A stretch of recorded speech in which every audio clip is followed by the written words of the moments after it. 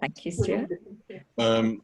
So Nikki will go through the practicalities of managing Zoom in a moment. If you just remember, if you want to see the person speaking large, then you need to put your screen into speaker view to see that person bigger. I don't think we can do that. And if you, when we go back to plenary time, go back to gallery view so Nikki can see you if you're asking to speak. But Nikki will explain the practicalities. I'm just going to say that I'm very pleased and relieved that we're having this meeting and that we haven't just carried on putting it off because of COVID. And I'm very grateful that Caroline and Sarah, who work for us in the diocese in this area, are with us. And this is something that's been becoming more and more part of our consciousness for the last year or two. And I'm grateful for the lead that Nikki's taken with the articles she writes for our parish magazine, and for Rob continuing to produce that, and also Ben, whose activism with Christian Climate Action at cost to himself recently, especially in London at the protests, that has helped to raise our awareness. And we know we have to change as churches in whatever way we can, and especially in St. Andrew's Cheddar, we are planning a whole new renewal of the church building, so it's a good time to be talking about this. So let us pray, and then Nikki will chair. Lord God, we ask you to help us to love you and your creation and one another and all people as your creatures. And although the environmental crisis seems overwhelming, please empower us and guide us and make us wise. And we thank you for Sarah and Caroline and what you've called them to do here amongst us in our diocese. And we thank you for one another, and we ask you, Lord, to speak to us in this time, over this next hour. We pray in the name of our Lord Jesus Christ. Amen. Amen. Oh, what's happening now? Google Chrome. Thank you, Stuart. I'll just quickly explain the programme for tonight. We're delighted to have our two guest speakers, and each... Hang on, I need to interrupt. We've got technical problems. We're looking at Sarah Burns's screen. She's shared her screen. Yes. What must I do? What must I do? I don't know how you press that button. It's very interesting. I need to say that, do the speakers need to share the screen? Yes. You do? Yep. Okay. But Stuart, something's gone wrong. Well, can you see at the bottom of your computer screen, there's a green button that says share screen? At the moment I can't, because I've just got the normal screen. I've totally lost the meeting, except for this little corner. Could you please close Zoom and then come back in? Close, leave the meeting, Yes. and then come and then rejoin us, and that should fix it. Okay, right. I'm going to. Good thing we didn't do anything. Okay, so that hopefully Sarah will come back. So sorry, Nikki. Please carry on. Oh dear. Shall we carry on? She'll join us in a minute when she. So quickly, the programme for this evening is. Caroline's going to speak first for about 10 minutes about the environmental emergency and why that's an issue specifically for us as Christians. And Sarah's then going to speak for about 10 minutes about the practicalities of how we respond to that. There will then be time for questions, and this will be followed by a short time of breakout groups when we can actually speak to one another about the way forward and what we're going to be doing in our churches about this. And then we come back to the plenary session at the end just to report back, so that hopefully we've got some ideas that we can go forward with and work with in our churches. So I think that's all I need to say. And I would like to ask Caroline Pomeroy, who is the Diocesan Environmental Officer. Thank you very much for coming to speak to us, Caroline, and the floor is all yours. Thank you very much. And I'm just trying to, now I'm trying to share my screen and I can't find, oh, there we go. Share screen. Can you see my screen? Yes. Yeah. Great.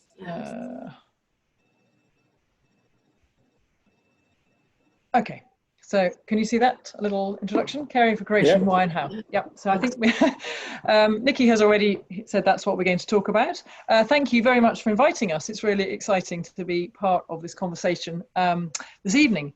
So I was, as Nikki said, I wanted to say a little bit about where we're at, and forgive me if you know all this already, it's probably old hat, and then a little bit more about why, as Christians particularly, we should care. These are just headlines, really. There's a lot. Obviously, we could spend a lot more time on this, but I'm going to try and keep to time to give you plenty of time to discuss afterwards. So here's a slide that somebody sent me the other day. It's pretty gloomy, I would say. Here we are. Can you see my cursor going round and round? Here we are in COVID times. And quite rightly, many of us are extremely concerned about that. And many of our, or pretty much everything we ever hear on the news is about COVID at the moment. This is clearly quite ironic. This was done by a Canadian cartoonist. Behind COVID comes probably a fairly large recession, if we're not in it already. Behind that is an even bigger wave of climate change, and behind that is biodiversity collapse. So this is not a great way to start, but this is kind of trying to say that these are real issues. And I think as Stuart said at the beginning, the danger is we focus everything at the moment on COVID, quite understandably, but there are some really big problems behind waiting in the wings, and they are not going away. So in the context of that, where are we at now? Well, this clearly was taken before COVID times.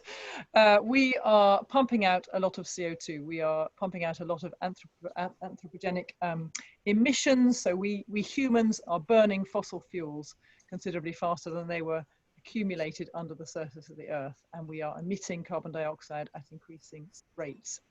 And as a result, we are heating up the earth. Now, I don't know if you can see that moving. This is a diagram of average temperatures, global temperatures across the earth. And you can see that 100 years ago or so, they were rising, but they were rising very slowly. I don't know if you can see, as we get closer and closer to now, they start rising a lot faster. And that's really just one way of showing the fact that, yes, temperatures have been rising for some time, but in recent years, the last, I think, 10, there are various statistics around how many of the hottest years have been within the last 10 years. And I'm sorry, I can't remember the exact figure, but the point is the rate is increasing, and it's increasing in the wrong direction. So we have a problem on our hands. We're pumping out too much CO2. As a result, global temperatures is rising. And it's not just temperature rise that is the issue. So here's another image. Most of us, I think, were probably around in 1976. Probably Sarah, I suspect, is one of the few people here who wasn't around in 1976. Were you, Sarah? Yes, maybe. We thought it was quite a hot summer. So the picture on the left is the average global temperatures in June 1976. On the right is average global temperatures in June 2018, which, as you recall, was a pretty hot summer as well. The point is, things are getting hotter faster. And there's a picture of Australia around Christmas time, and it's on fire, isn't it? I mean, we could easily have a picture of California doing the same thing now. Well, it's a bit different there because it's forest fires, which have other reasons. But global temperatures are rising. This is causing major, major problems all around the world. One more picture, one more sort of diagrammatic picture, which I think is quite helpful. These are called the global warming stripes. They're published every year by a climate scientist called Ed Hawkins. This is average temperatures and degrees above or below average temperatures in different points around the UK in the last 100 or so years, 120 years. And once again, you can just see that they are getting faster, quicker. So this red is getting much more intense in the last few years. So we are heating up the planet at an increasing rate. And of course, this temperature rise is causing all sorts of other things. More energy in the system causes all sorts of other implications. So we have, that's a picture of those fires in Sydney at the beginning of this year, terrifying fires, bushfires, reaching into to the edge of the city. We've got hurricanes and cyclones happening with increasing frequency and intensity. We've got very extreme weather conditions. That was the east coast of America a couple of winters ago. If you remember, they had extraordinary amounts of snow. Droughts happening with increasing regularity, and flooding. This is Somerset. This is on the Somerset levels a couple of years ago. I mean, you remember we had those big floods. So it's not just far away, it's close to home. So it's not just people sometimes I think global warming sounds rather nice and cozy, and we quite like the idea of some hotter summers. But I prefer the term global weirding or climate chaos, because it's about this unpredictability. We don't know what is going to happen next. And of course, again, this is not news to you, but our global neighbours are the most vulnerable. They're the ones who are being hit first and worst by the impacts of climate change, whether that's desertification, whether that's flooding. All those extreme weather conditions are causing hunger, they're causing migration, they're causing poor crops, they're causing erosion, water shortages, etc., etc. I'm sure I don't need to say this, but we're aware of the impacts of climate change around the world. And finally, on this section, we're not doing very well on our Paris targets. We committed as a world, as a globe, as a planet, in 2015 to try and keep global average temperatures at no more than 1.5 degrees above pre-industrial. Well, we have already hit 1 degree, and on our current commitments, we are not going in the right direction. So there's a great deal of work to be done, and that's why it's so exciting to be working with churches to kind of create this groundswell of opinion and action and pressure to try and encourage our government to do something more about it. So the current rate, we are not hitting anything like our 1.5 degree target. So why, as Christians, should we care? This is a picture of my green Bible. I've actually got a copy here. I don't know if you can see it. I'm holding on to it. Where all the passages in the Bible that talk about the environment, the earth, the land, the water, the sea, anything to do with the environment are highlighted in green. It's a bit like those red letter Bibles where you have Jesus's words highlighted in red. So these are the green words. And there are over 2,200 and something references in green. So the Bible is a very earthy book. And I think often, and I'm sure Stuart is an exception to this, but in many churches, that is not often heard. I think we've got a habit of filtering out the stuff about the land and the earth and the environment as when we read the Bible. We think a lot about me and God, and we think quite a lot about me and my neighbour, but we often don't think about me and the land, or us and the land. And I think that's a real feature of modern day Christianity, that many of us are trying to restore that balance.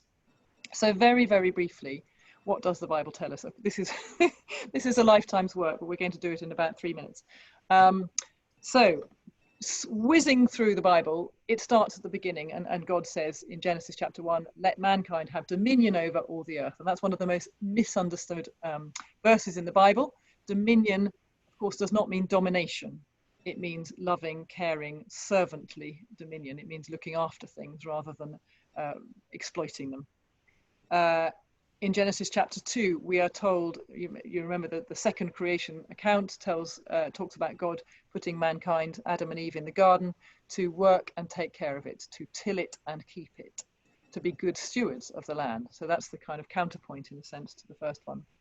So we're told to be good stewards. And throughout the Bible, there are many covenants that God makes with his people. One of the most famous is his covenant with Noah in Genesis chapter 9.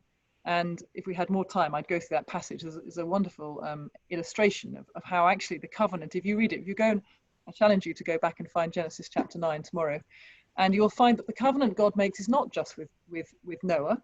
It's not even with his family or the animals. It's actually with the earth. Over and over again, God talks about making a covenant with the earth. He promises not to destroy the earth. So God makes a promise not to destroy the earth.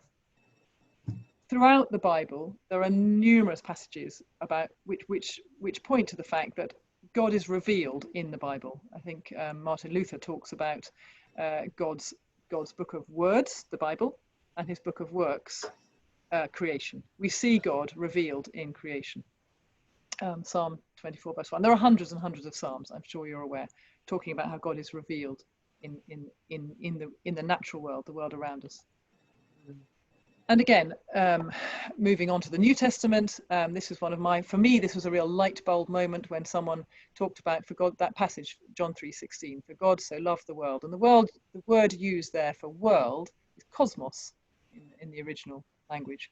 And cosmos, of course, means the world. It doesn't just mean the people. I think we've wrongly understood that to be the people of the world, but God really does care about the earth, the people. And he calls us to go and preach the good news to all creation at the end of Mark's gospel.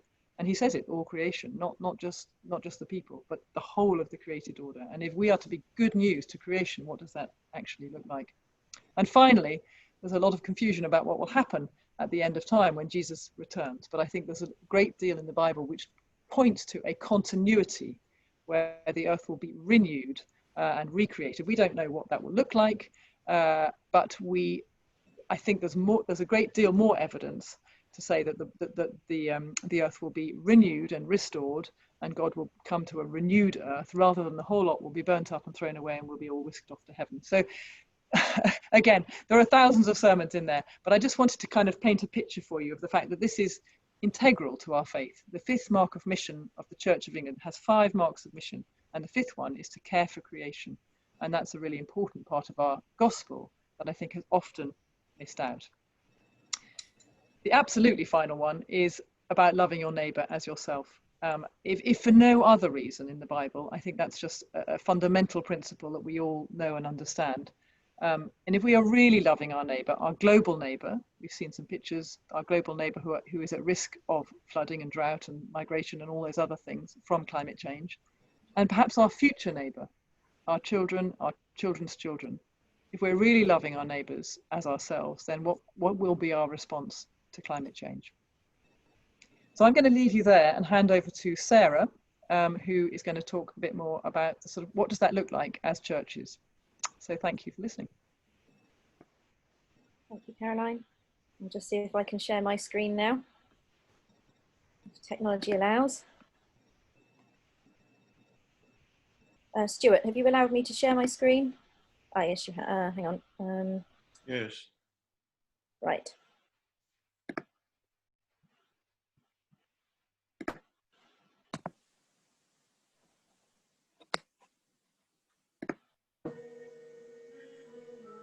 Is it going to do it? That's the question.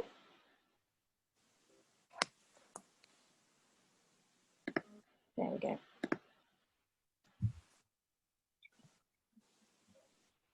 Fingers crossed it's going to flick away from the Zoom screen any second now and onto my PowerPoint. There we go.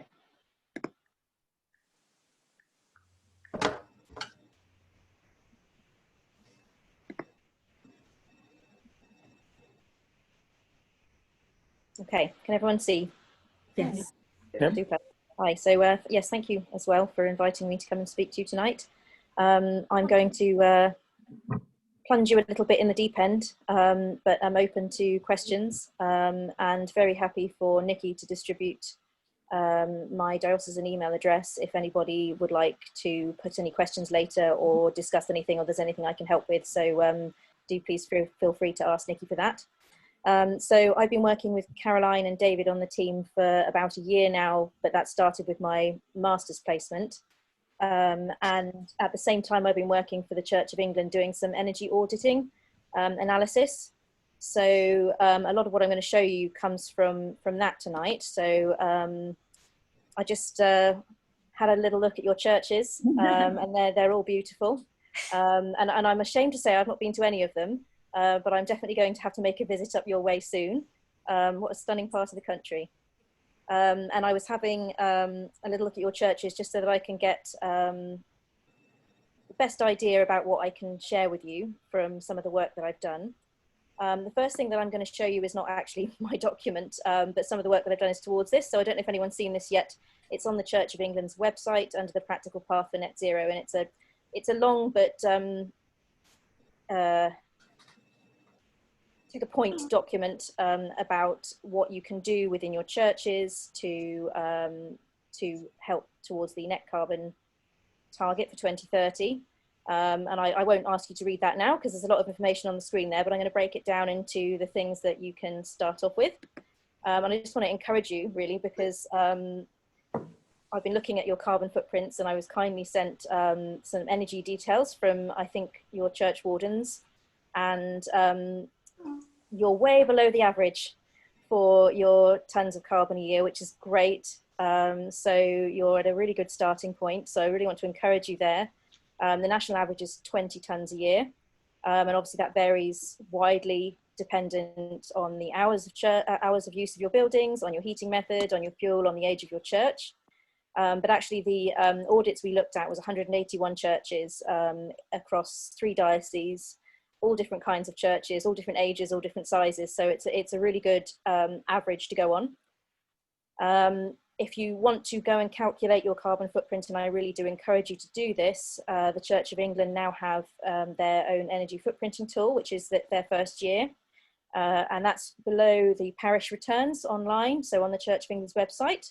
And it's really easy to do. And on this link here, there's a video, a very short video that explains how to do that. And that can give you a really great point to start off with. And I'm just plugging Caroline's wonderful organisation here at the bottom, Climate Stewards, which have a 360 carbon calculator, which goes into a lot more detail. So you can go even as far as the food that you're using in your church, and Caroline can correct me if I'm wrong here, and paper, travel, etc. So that one's really great for going down into details, and you can really see how you can make a difference there. Oh, there we go. So on talking about your energy use for your churches, this is the graph that shows, oh dear, now what have I done? Sorry, there we go. No, my computer's having a funny 5 now, I do apologise. Technology, such fun, isn't it? There we are. So this is the average of the churches, and the national average is 100,000 kilowatt hours a year. And as I said, I'm very glad to tell you that you're all very much down this end.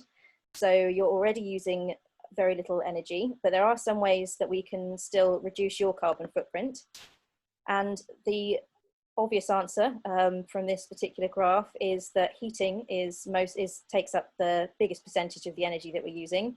Nationally, that was 84%.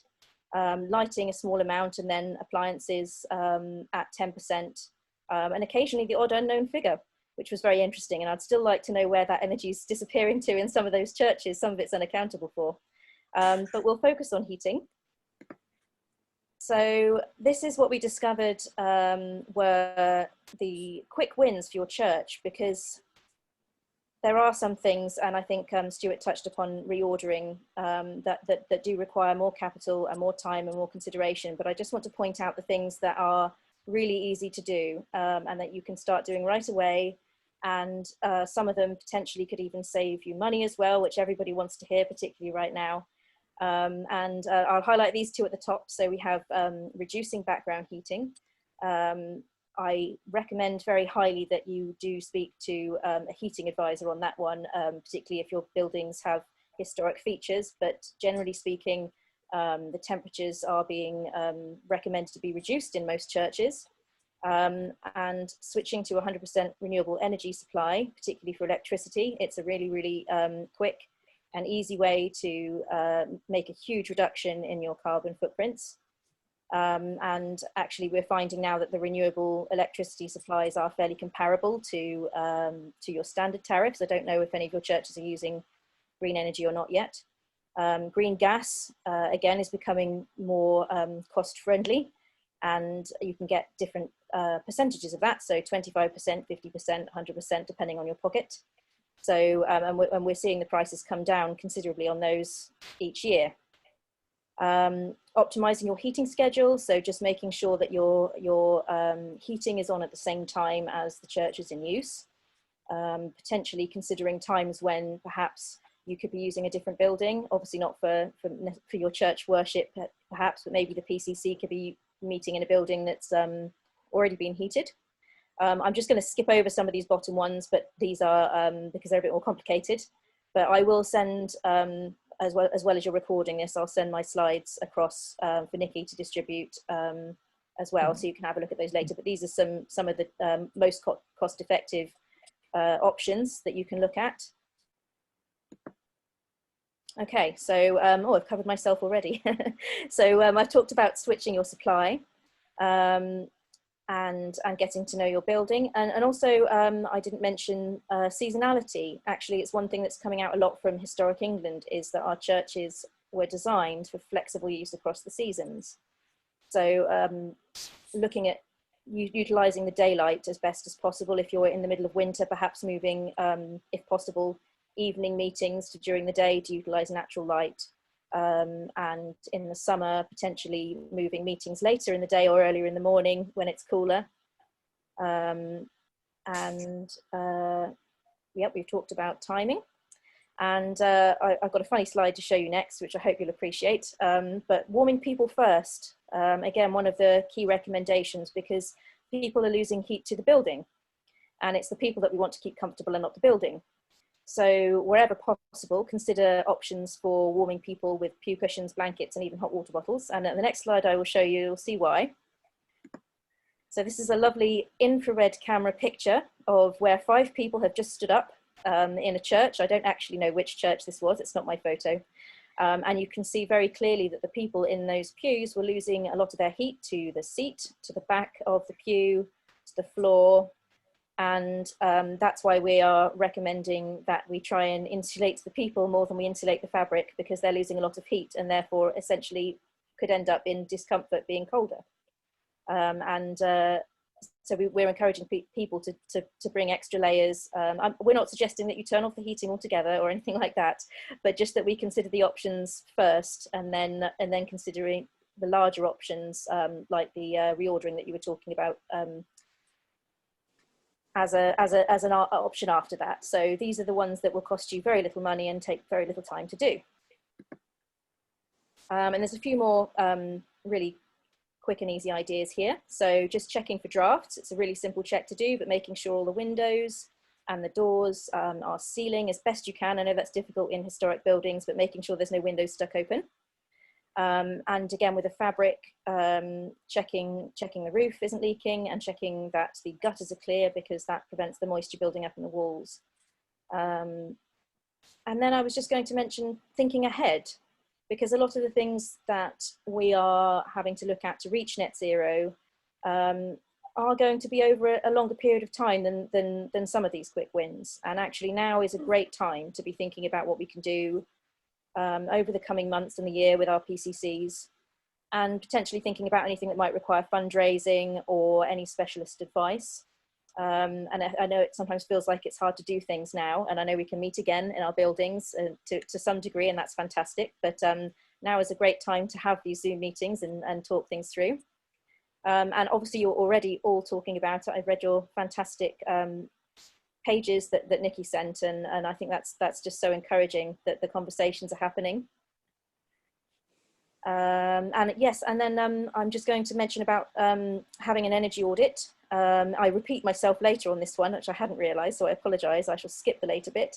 As a diocese, we've done a pilot of these energy audits with a company called Green Journey, and we did that in my deanery.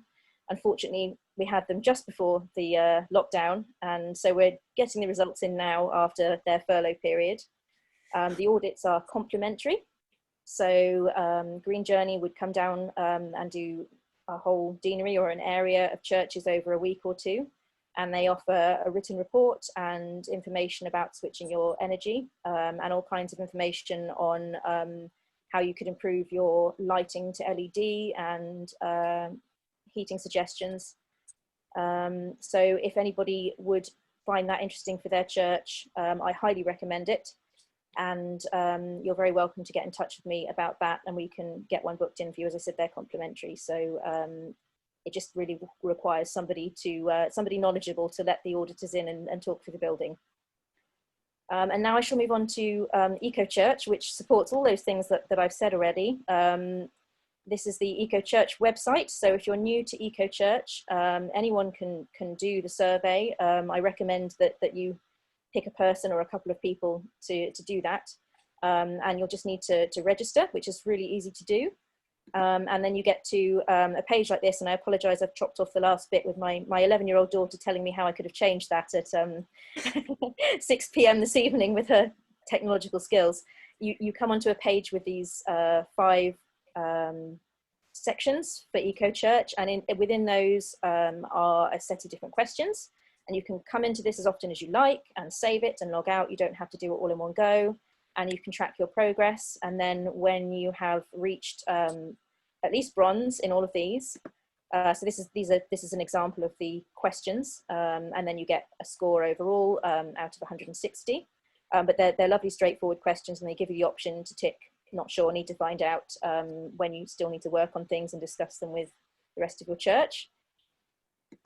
And then you can have one of these, and this is a lovely silver award. It's made from a recycled church pew, and we just have one at our church in Yeovil, and I can say they are really lovely. And you can advertise the work you're doing to everybody who comes into your church with one of these plaques, and you're also allowed to use the very similar logo on your stationery and on your website. So it's a great way of sharing all the good work you're doing. Very, very quickly going to just touch on individual work, most of which I'm sure you're already well aware of, but do take time to have a read through this later on, and I can certainly help with any questions around that. I think the key thing I would say at the minute is to shop sustainably as best you can, shop locally and seasonally and wherever possible without any kind of packaging. And any packaging that is essential, make sure it's reusable or recyclable. And that's just becoming much more popular. I don't know if anyone's already started their Christmas shopping, but I noticed Boots have a Blue Planet range. And so there's a lot of things coming out for Christmas that are really embracing these ideas. So keep looking, they're coming. And what can we do together? So I found this lovely picture from Energize Sussex, and I've just popped a few ideas on there of things that we can do together as a church community and together with our local community. And I just want to highlight that there's some that require quite a lot of your time and input, and some that you can do comfortably from your armchair, like writing to your MP. So there's something for everybody. I know that some of them are difficult to do right now, like the public transport, but we obviously are encouraging that within coronavirus restrictions as much as possible. Using media and social media is a great way of sharing what you're doing and gathering ideas.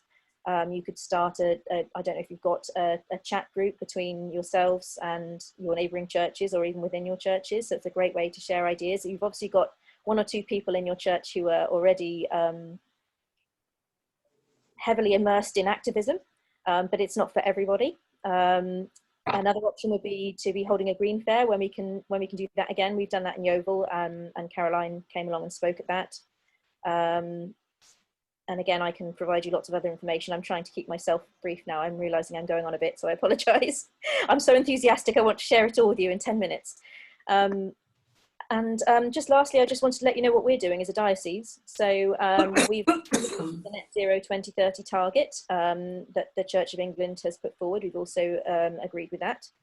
And we're challenging ourselves and others through our policy and our action plan, which is going to Bishop's Council next week, and then later to Synod. So that will be available on our website soon, and we will, I assume, send out the link to that. And it's been a great piece of work to put together, and I think Caroline will agree that we're hugely encouraged by the contributions we've had and everyone's passion towards it. So it's really exciting. As part of that, we're working towards the Bronze Eco Diocese. And through that, we're supporting individual churches on not just their Eco Church Award, but also with any other changes and any other information that they need. There's lots available on the website now, lots of links about heating and lighting.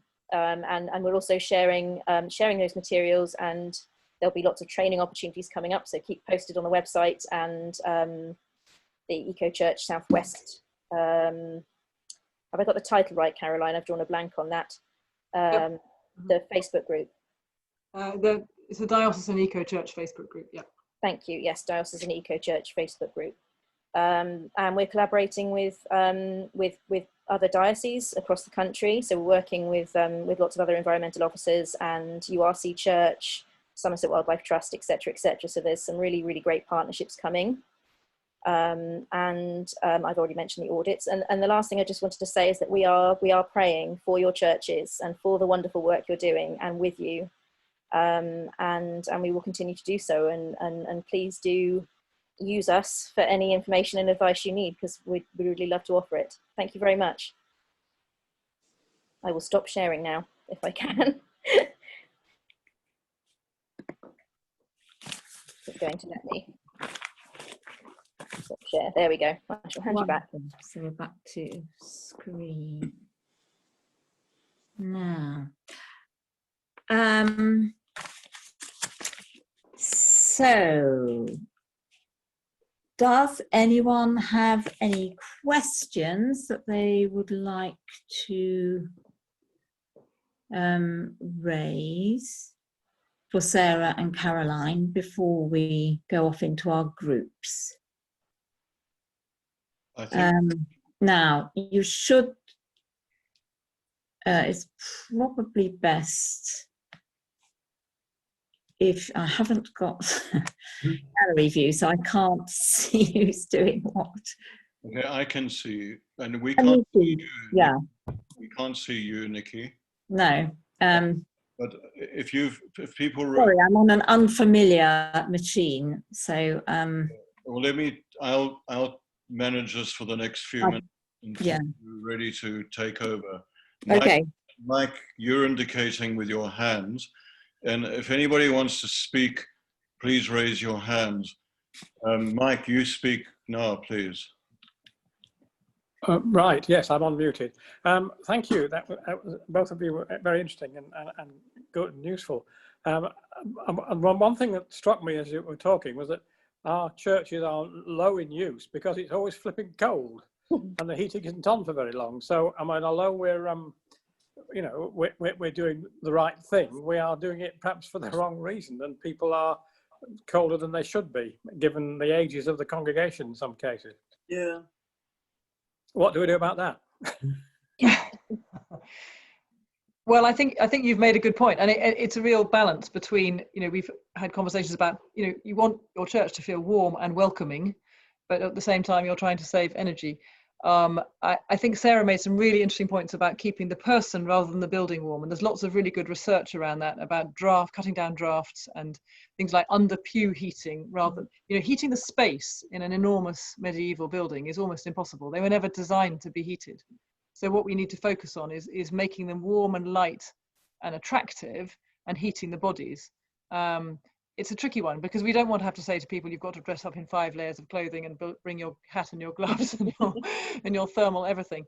But yeah, it's always a balance. But I think if we can, especially if you're doing a refurbish, you know, thinking about reordering a church, thinking about ways, and that includes like the floor coverings, you know, not losing heat.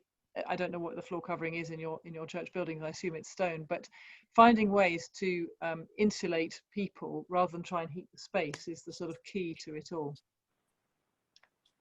Sorry, Sarah, I jumped in there. Sarah, you're the expert on that. No, that's fine. The only other thing I would add to that really is, you know, particularly if you are in the process of reordering, although I honestly think that it benefits everybody, I would really consider having one of the energy audits done, because actually they will offer you the suggestions, similar suggestions to what I've just put forward, that are low cost, but as Caroline said as well, under pew heating, things like that, they can actually give you much more guidance on, that's very tailored to your church, which I can't give you because I'm not technical. I understand how it all works, but I'll leave that to the professionals.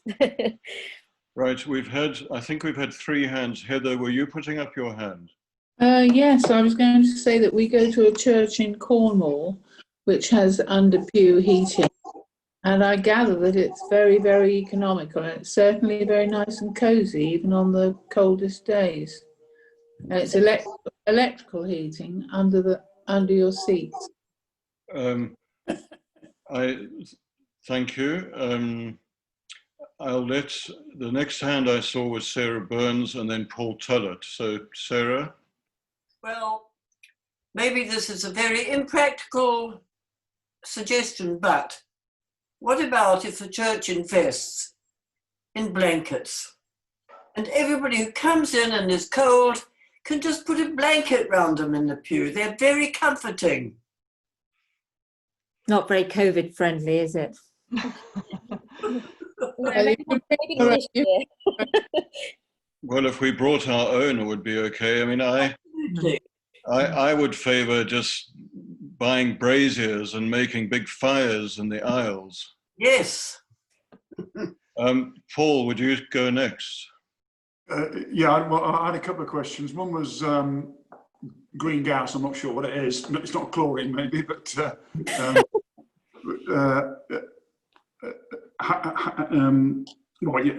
what is it and how's it produced? The other question was the heating audit or the energy audit. I'm guessing we have to pay for this. Roughly how much would one cost? The energy audits are complimentary. So Green Journey don't charge you for the audit at all, or the audit report. And they offer you switching suggestions, and they essentially make their feedback if you choose to switch with them. So it's a no commitment audit. There's no pressure from anything. They just send you a written report and offer you advice on switching. All right. So when you say switch, they are an energy provider, are they? No, they are a company that I'm trying to think of the exact word now. They seek. It's sort of an energy. What is the word? Are they like compare the market? Are they? Yes, they essentially they look through the market and they discuss with their suppliers. So for Holy Trinity, for my church in Yeovil, we've been given 100%. We've been recommended 100% green electricity and a 25% green gas option, because the 100% green gas option is unfortunately beyond our price range at the minute.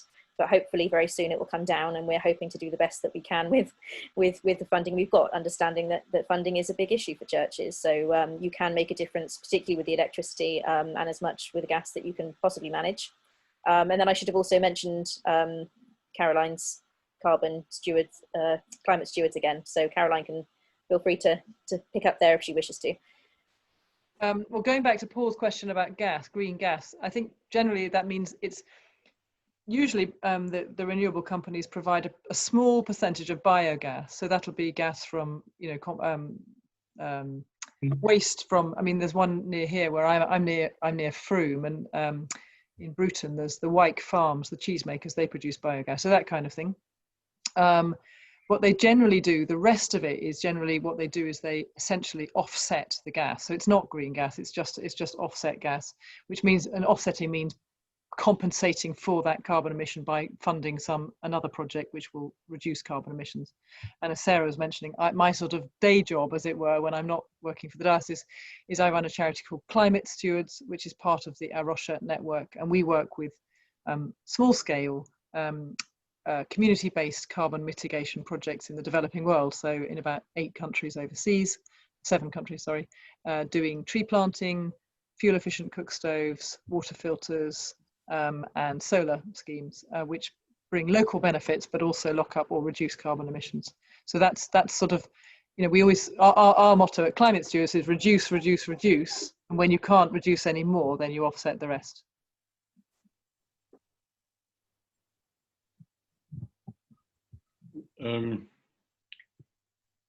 I think of the two hands that are currently up, I saw Mike and then Heather. But is anybody who hasn't spoken who wants to say something? Let's have Rob Walker, and then anybody else who hasn't spoken yet? Okay, Rob, then Mike, then Heather, please. It seems to me that there is considerable scope these days for adopting somewhat more adventurous solutions to the problem of reducing the cost of heating churches. I think that one of them I saw I saw work in the Netherlands in a place called the Grote Kerk, Great Church in Haarlem, which is a sort of cathedral type, very airy cathedral type structure. Was that they simply had an environmental policy that said that in the winter it would be impractical to hold services in this rather large, airy, and uncomfortably cold place.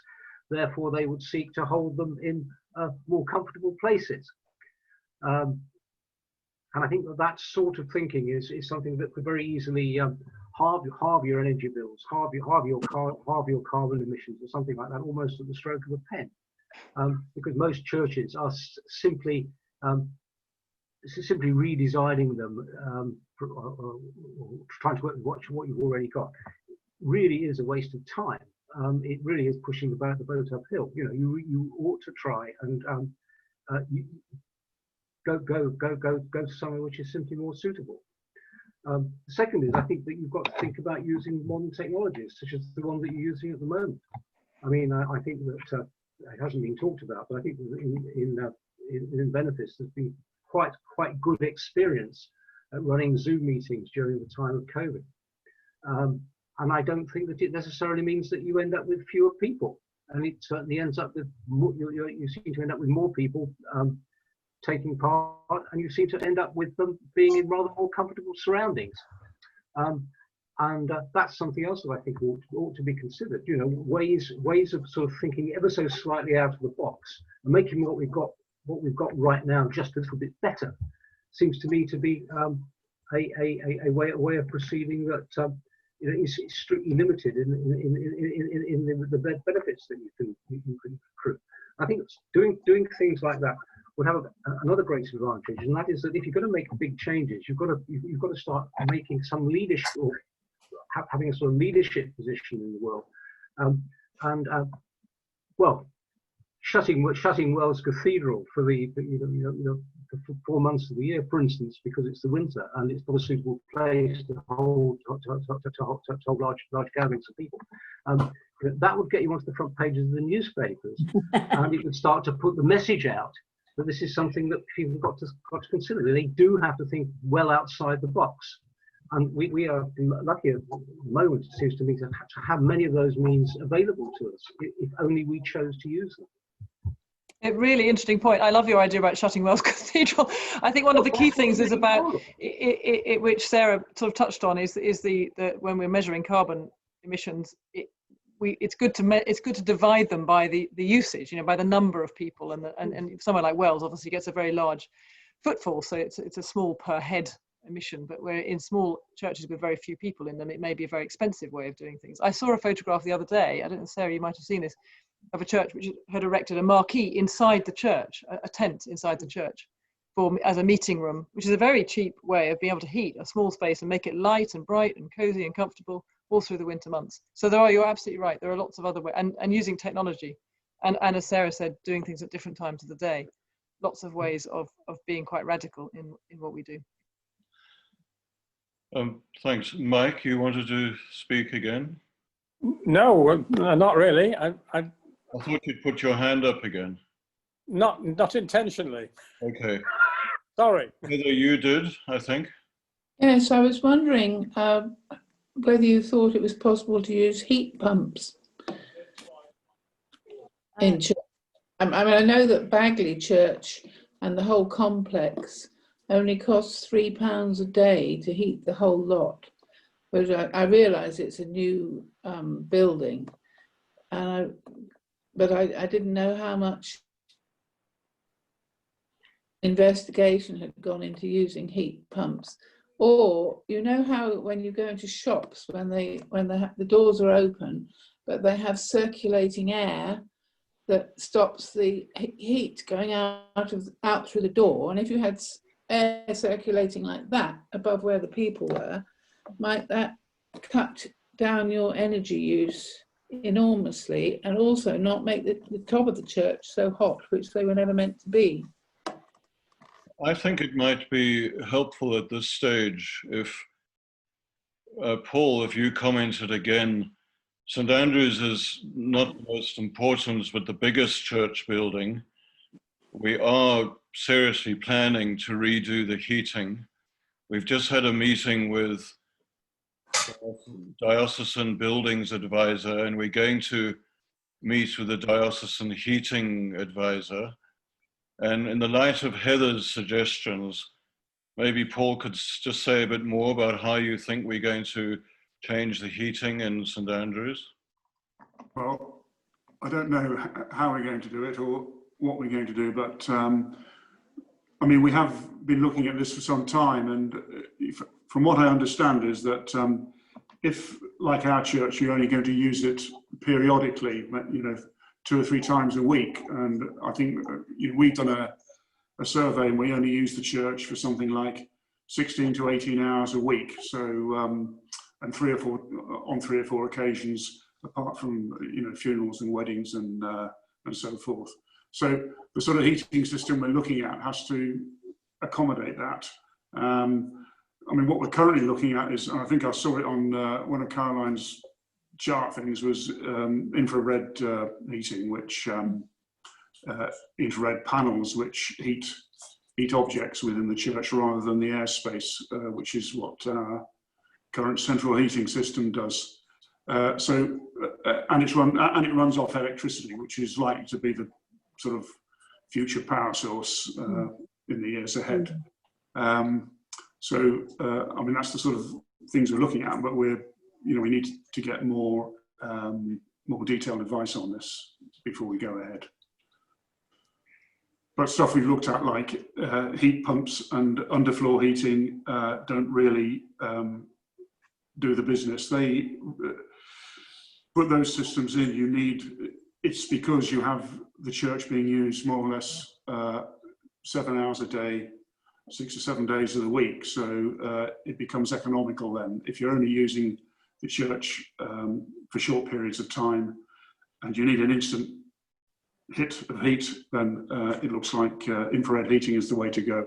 And we would probably use it as a complementary system to our current gas boiler, which does provide a comfortable heat when when it's been on for a bit, and people seem to like it when it's working.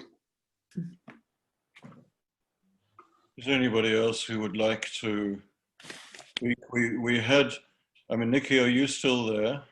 I am still there, but I'm just having problems with the configuration of my screen, Stuart, and I don't know how to change it. We were supposed to go into breakout rooms, but our hour is actually nearly up, and I suggest now that we don't, but we continue to see if there's any more.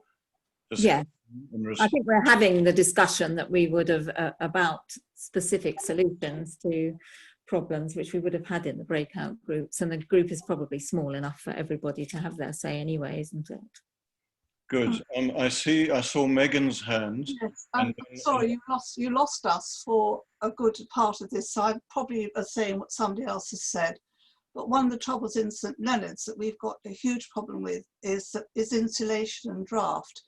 And if you went round our church, you'd find you could have the equivalent of several doors open, even though all the doors are shut, because the doors don't fit and the windows aren't too bad. So I think if we insulated our doors so that they didn't let all this draft in, I mean, you can put your hand around them on a cold day and it's absolutely freezing. So insulation would be an answer for us. Yes.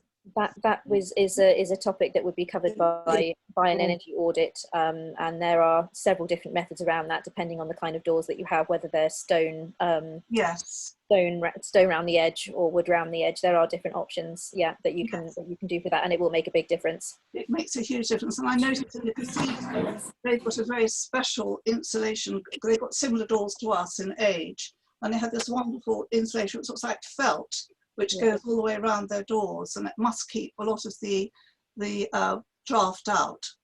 Yes. Megan's actually talking about the door to the outside world that's in the chapter room in the offices. And it looks like a rope made of wrapped felt or twisted felt. And it really does fill the gaps, whereas what we have in St. Leonard's is a great big hole at the western end particularly, where the door nearly fits, but it's not the original door. It must have been replaced probably during the so-called improvements to the church in 1875 to 1880. You know, the doors have recently been taken off their hinges and a lot of rotten wood taken away, but we've actually got holes where there used to be locks, and these doors, where they got them from, I don't know, but they're not a good fit. Yeah. And it would be quite a good idea if we could find some in a scrapyard which actually fitted better. But chances of doing that are a fine thing. I think insulating all the doors, actually, the porch door and the two chapel doors would make a big difference to our church. It really would. Yes, as far as heating.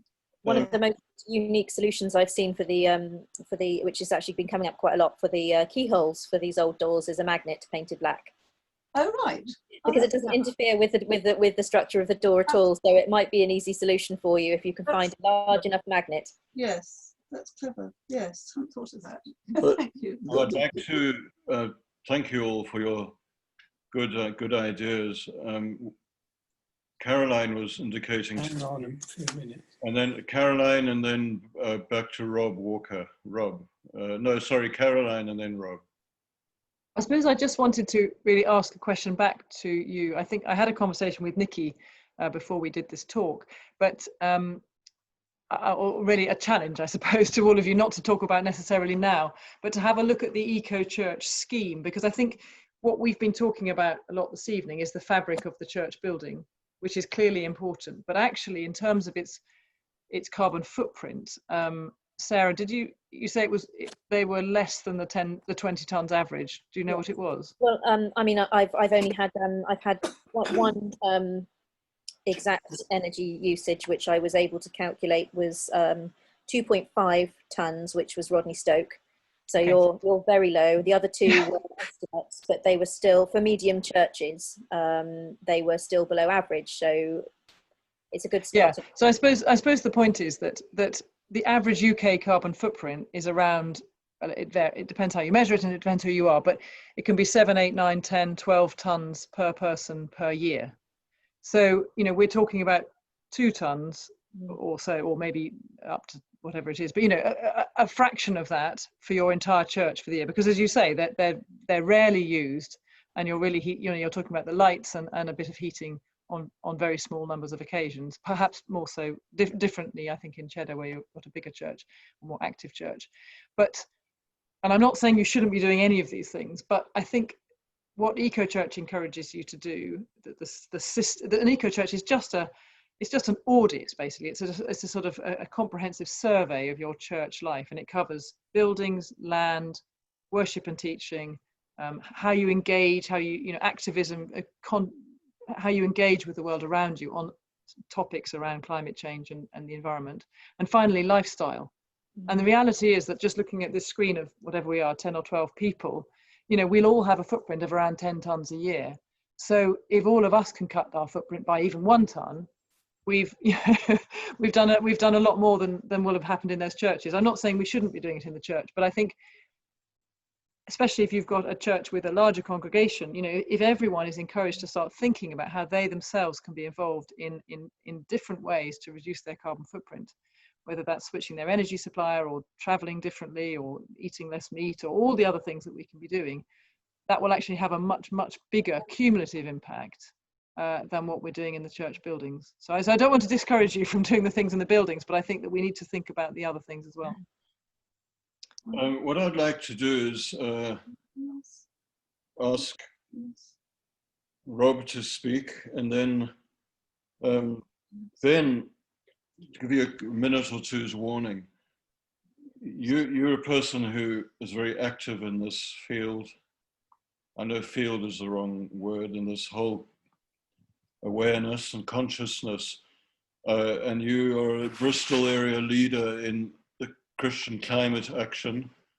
Whether you'd like to just say anything about how that part of your life relates to you being in our churches here, and whether you think those can be drawn together at all or should be.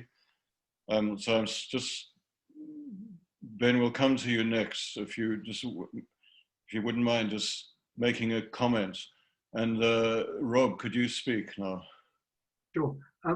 Well, I just point out that one of the problems with medieval churches of all stripes is that actually they are they're sort of like storage heaters in reverse. You know, they're large stone structures with lots of stone, thousands of tons of stone on the inside, which you will never ever get hot or warm in a month of Sundays by heating them for a day or two a week. So it really does seem to me to point to saying, well, these are things which are only really viable in the warm times of the year. They're not viable in the winter if they're going to be used so intermittently. Thank you, Rob. I'm sure that's quite correct. And I've heard the message through both times you've spoken that we should, I mean, they were never intended to be heated, these buildings, and should we be using them right through the year? That's a very key question. Ben, are you ready to comment now?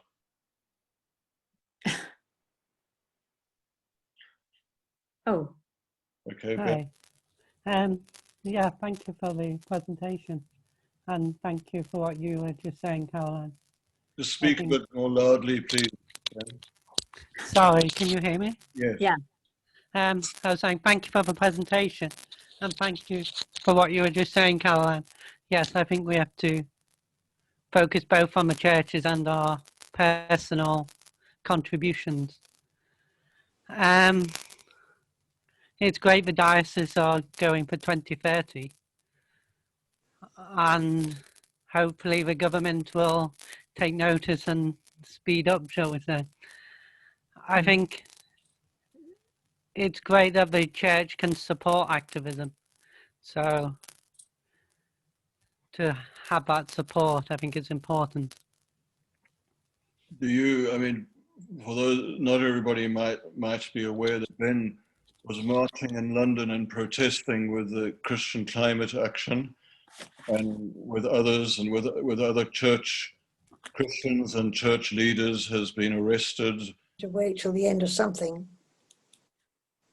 So Ben is being an activist in a costly way. Do you feel that we are on board with you and supporting you, or do you know, as churches, and you could be honest? Yes, I was very glad to have your support in what I was doing, because I do think the situation is very urgent.